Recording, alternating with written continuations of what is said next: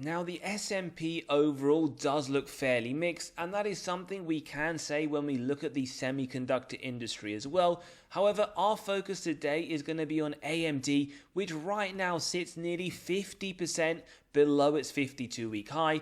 In 2024 alone, it is down nearly 14%. So is this one we should consider adding to our portfolio? And as we will show you, the metrics fundamentals do look very good, but the price hasn't followed.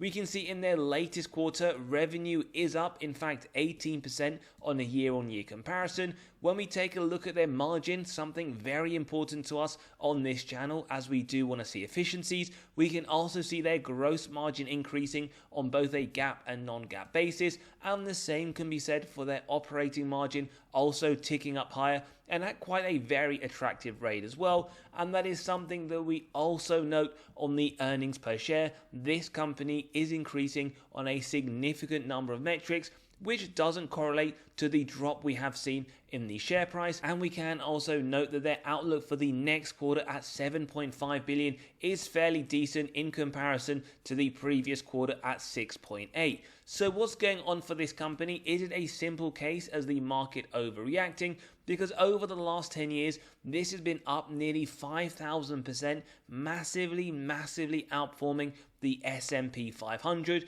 Now, in terms of ratings, both Seeking Alpha and Wall Street do see this as a buy for the portfolio. Quant, on the other hand, giving this a hold, and we can see their forward P of around 38.2 does look fairly costly, but we should compare that to the semiconductor space. And one thing we will get into later on in the episode, we can see the valuation has been graded as a B-, growth A, and profitability B+. So it does look like AMD could be at a great opportunity as we move into 2025 with the expectation that AI is going to really start to drive the market, and more importantly into semiconductors like AMD. We can see from their latest earnings, one of the reasons that these shares did fall is that the analysts weren't impressed with their growth moving forwards, even though over the last few quarters AI has really helped their top line as well as the earnings per share, because ultimately they did report a fairly decent EPS. It was in line, as well as revenue that was higher. But remember, as we continually say on this channel, analysts do not want companies to just guide in line. They want to see, given the incredibly high forward P, the valuations, they want to see companies guide even further. One thing we will say for AMD is that their bottom line this quarter of 771 million was a very large jump from 299. And as we will come to conclude, we do believe this is a great opportunity, undervalued significantly with some nice upside as we do run it into our own valuation process. Now, we also note over the next 4 quarters that they are anticipating double-digit growth to the earnings per share year on year, and over the last 4, at a bare minimum, they have either been in line or outperformed, giving them a 100% track record, which does instill some faith into us that they will hit their next full year 5.11 EPS target, there in turn lowering the forward P to 24.86. We also just want to highlight some of their fundamental metrics, important to understand whether or not this is a high quality company. And free cash flow per share, first things first, on this channel we don't tend to look at the earnings. It is susceptible to manipulation by management through accounting. Free cash flow, we want consistent increases over the longer term. Now bear in mind, the semi space as a whole is fairly cyclical, and that is why we do get years of negative. It has also decreased from 2021 down to 2023. Positive thing here to note is over the next 12 months, this is anticipated to climb right up to just under $4. In terms of sales growth, well, nearly double digit every single year, although 2023, not the greatest year, down 4%. On a trailing 12 month at 10%, does let us know that we should expect 2024 to be another one of those years where they do report double digit growth. And the total sales numerically, you can see more than 4 times growth from 2014 to 2023. Now, the main reason we like to highlight these shares outstanding on this channel is to identify whether or not companies have returned excess cash through those share buybacks.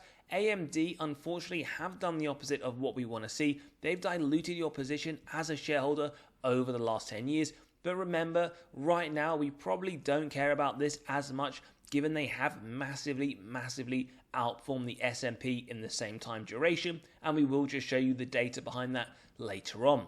One area that we would like to see them improve is on the ROIC. We want 10% or more to give us faith management are able to effectively allocate their capital, and it just is incredibly inconsistent over the period. Last 2 years looking very poor, 2% again on a trailing 12 month. It does look like 2024 will be another low single digit.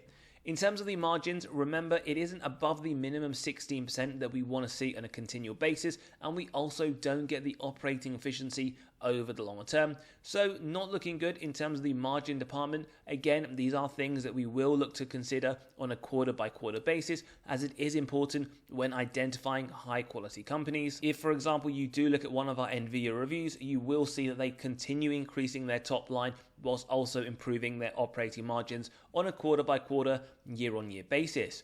Free cash flow margin over the last few years, not bad, around the 5% we want to see at a minimum, 6% again noted on a trailing 12 month. And one area we do like is the net debt to EBITDA, because ultimately this correlates to the balance sheet strength. These are the number of years it would take them to pay off all of their debt net of cash on hand. For AMD, it won't even take them 1 day on a trailing 12 month, and not even 1 day anticipated over the next 12, so very strong balance sheet. Again, we will show you the data as well. We also want to point out today we have just released our latest free weekly article covering 2 beaten down quality stocks that have a massive buy alert. Now you can grab a copy by clicking on the pinned comment below, signing up and reading for free. But every Monday morning we drop one to your inbox where we highlight severely undervalued stocks for your attention, as well as what's gone on in the market over the last few days. And you will also be able to grab 28 undervalued stocks for the month of December. Lots of information for each one, as well as the upside that Wall Street themselves see over the next year. And you can grab a fairly recently released copy of 29 stocks that Wall Street themselves believe have the most upside right now in the S&P 500. Now, in terms of the income statement, we already did flag their top line, as we said, around 4 times growth over the period, and we can see based on the trailing 12 month that double-digit increase is expected to continue into December 2024, but we ultimately want to flag their bottom line. What story does it tell? Is it as consistent?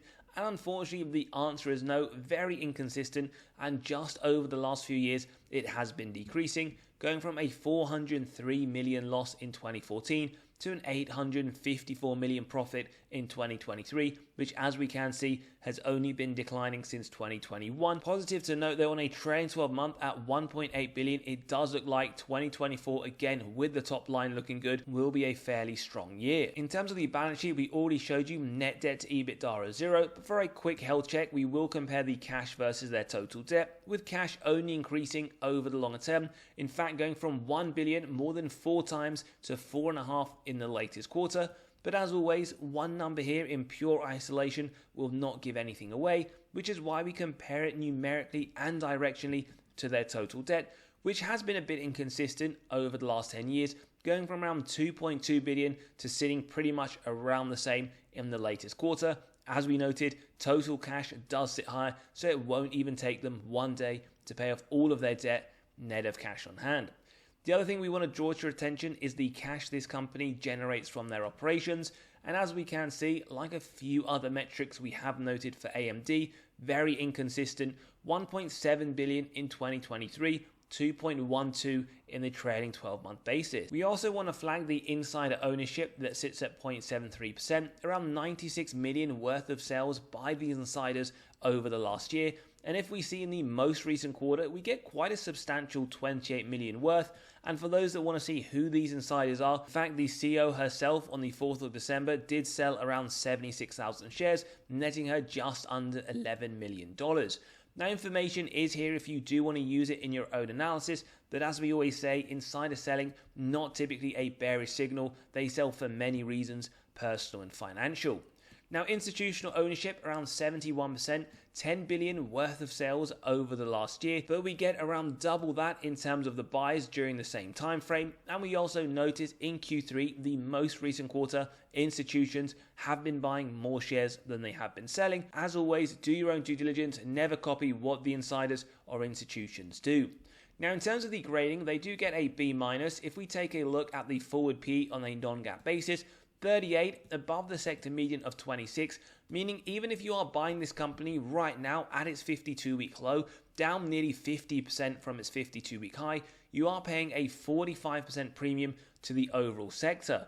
Is it worth the premium? That is one question. The other, how much of a premium? Something to consider. But the vast majority of valuation metrics that you do want to take a look at right now do show that AMD is trading at a fairly large premium. Then we get the growth grade at an A, which probably indicates it does deserve some kind of a premium. 10% growth year on year above the sector at 4, forward looking 11% above the sector at 5.5.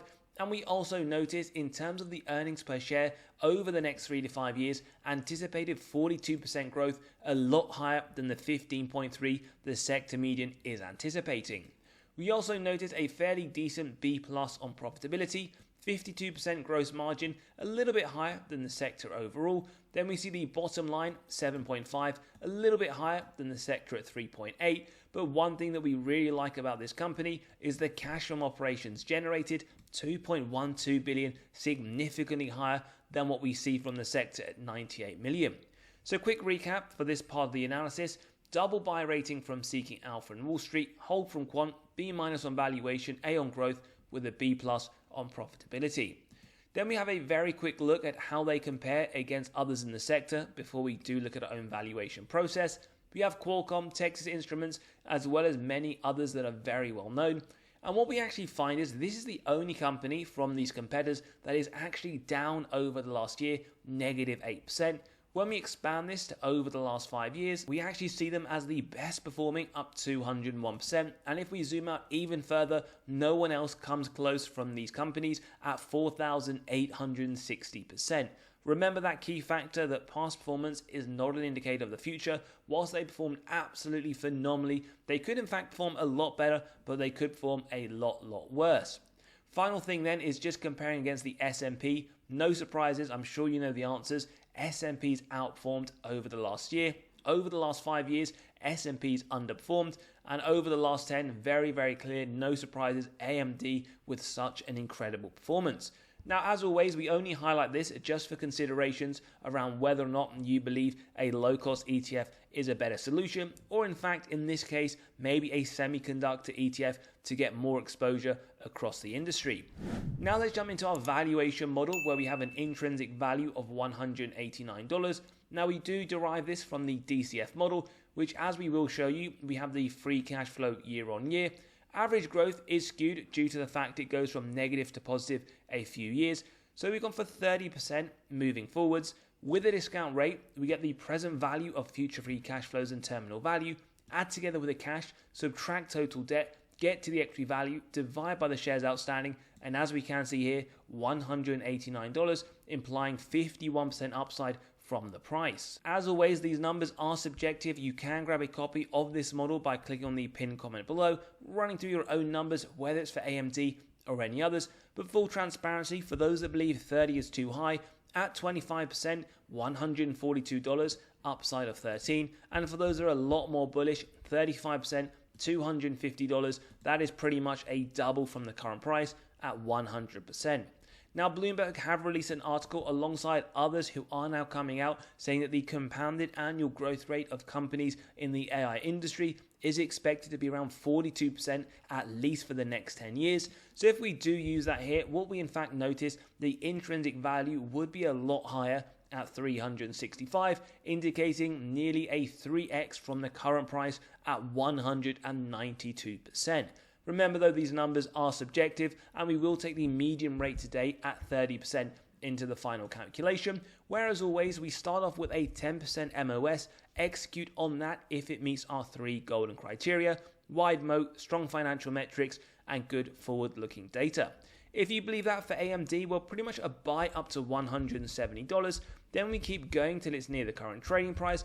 And what we find is around 123, where it isn't far off now, we see a 35% MOS, making this incredibly attractive if you believe in this company over the longer term. Whilst Wall Street see 50% upside, their price target of $188 sitting not far off our own intrinsic value, making this one of those to seriously consider. But as we did say earlier, you could also factor in perhaps a semiconductor ETF like SOXQ, like SMH, or any others that you do find a lot stronger. As always, give us your thoughts in the comments below whether you are adding this now pretty much at its 52-week low. Maybe it's not for you and you prefer their competitors. And don't forget to sign up to the free weekly newsletter, grab those spreadsheets, come and join us in the Patreon where we too talk about our weekly buys and sells. And as always, have a great one and we'll see you all on the next one.